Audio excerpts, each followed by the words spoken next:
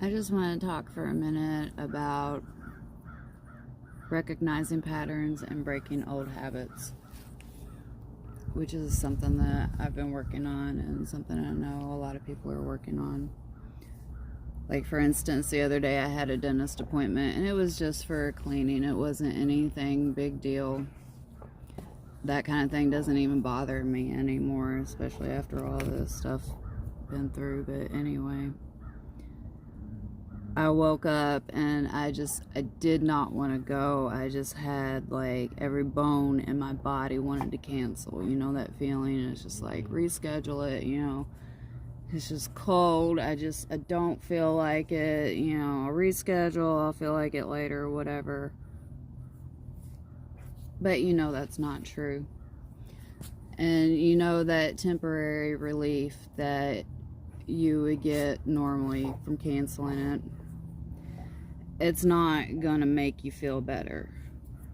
Because had I canceled it, I would just be sitting, I would have felt better in the moment, being like, yeah, I can go do whatever I want to do now.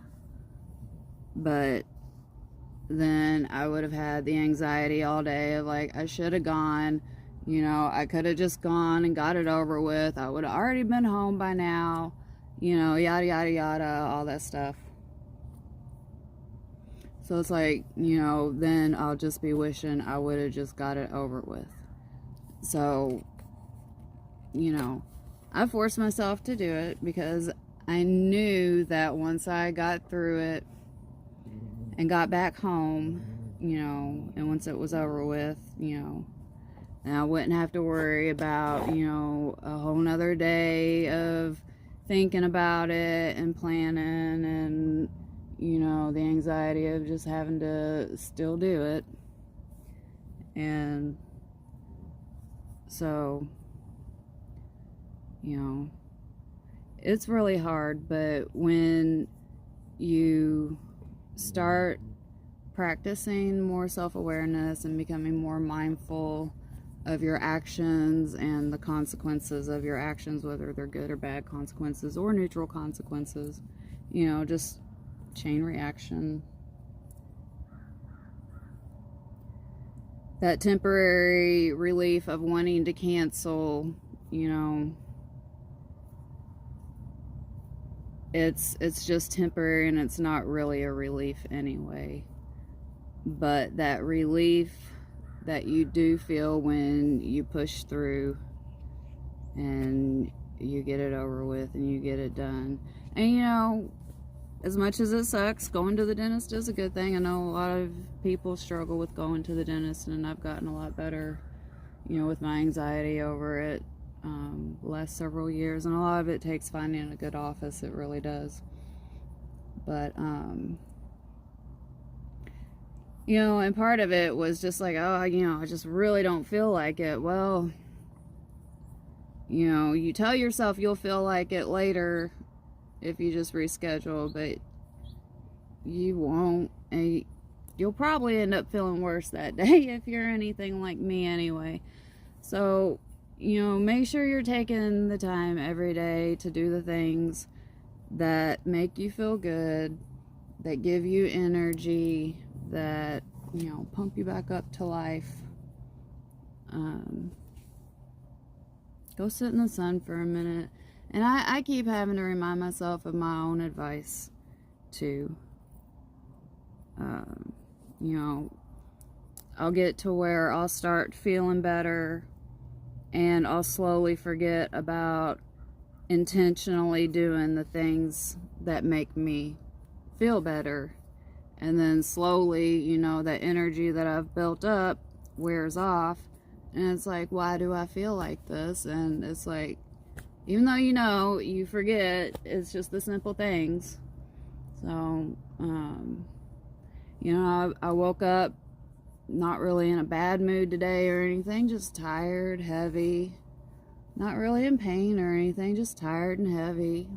But, I sat and debated what I was going to do today, how much energy I was going to put towards this or that, and, I was just cold, I couldn't move. And, you know, I reminded myself last night, when you wake up tomorrow, make sure you move. You know, you've been stuck, feeling stagnant, you know. So I let some music just auto play last night, and it got me up and moving, dancing in the kitchen, made me feel a lot better. That, and I did some journaling, which is one thing that I've been doing a lot more of lately, one thing that I had been avoiding. Because when you journal, you know, you start logging your patterns, and you start recognizing your behavior and all that, and it gets to where, you know, you don't want to see what's going to come out. You don't want to acknowledge that or have to deal with it, but it really does feel better in the long run. And like I said before, it might feel sometimes like you're looping on the same thing. You know, you might think that you're over something, or you're over something enough, and you don't realize there's still triggers, or don't want to acknowledge there's still triggers, whatever it is. Here, I'm trying to hold my thoughts together. But when you journal, you know, it might look like a mess at first, but you know, just put some intention to it. Just put some intention to what you do with your day. One of the things that I was, you know, how I made myself, force myself to go to my appointment, because, you know, you think about the things that you got to do and how much time it's going to take to drive there, and then you're going to be there, and it's, you know, just, you're already tired thinking about it. Well, you know, plan yourself a reward, or make sure you schedule yourself a break throughout your day, because we all need a break throughout the day. And instead of getting to that point where you gotta blow up and just run off to go get your space, schedule it in advance. I mean, you schedule everything else about your day. Schedule time for yourself. That's one thing I need to constantly remind myself to do. And that's one thing that's made me feel a lot better, because especially when I was really sick and spent most of my time in bed, a lot of it was just because I knew I wasn't going to have the energy to do everything I needed to do, or, you know, even if I did have the energy, it was going to wipe me out, and then it would take days to recover. But when I kind of changed my mindset and started trying to manage my time a little bit better, I started intentionally scheduling breaks or naps, or, you know, whatever I need for myself. And, you know, that way I don't have to feel guilty about finding time for it, because I've already made time. I already know it's going to happen. It's already part of my day. It's just remembering to do it, like everything else. But doing stuff like this helps keep me on track. And I might have to sit and, you know, mentally prepare myself, wake up, just really warm myself up.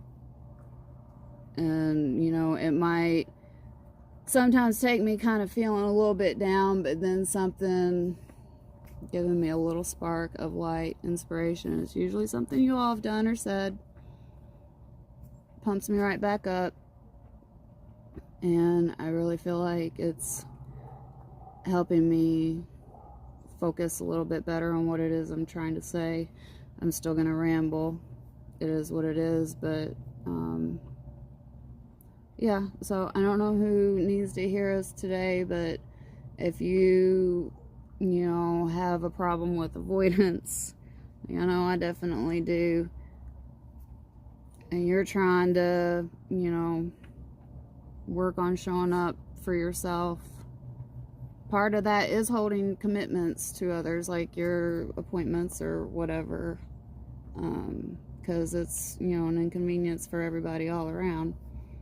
I hate having to cancel, even if it's, you know, unavoidable, and, you know, because, like, the couple times before last I had to go to the dentist, there was a really bad accident and I couldn't make it to the appointment. I felt terrible. They didn't care. They were like, you know, just as long as you're safe. But anyway, it is what it is. Just kind kind of change your mindset, change your perception, your focus a little bit. If you're anxious or already exhausted about your day, just think about what it is you actually have to do, how much time it's actually going to take. And you know there's going to be time for yourself throughout the day. You know, just set the distractions aside, set the doom scrolling aside, set, you know, the drama aside. Go sit in your sanctuary, go sit in the sun.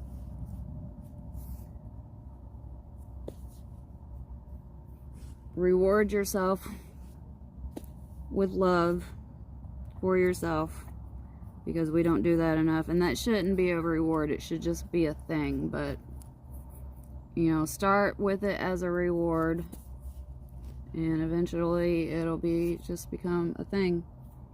And the more you show up for yourself, the more you'll be able to show up for others, which is, I know, what a lot of us really want to do. But the hardest person to show up for is ourselves. So, anyway, stay shiny.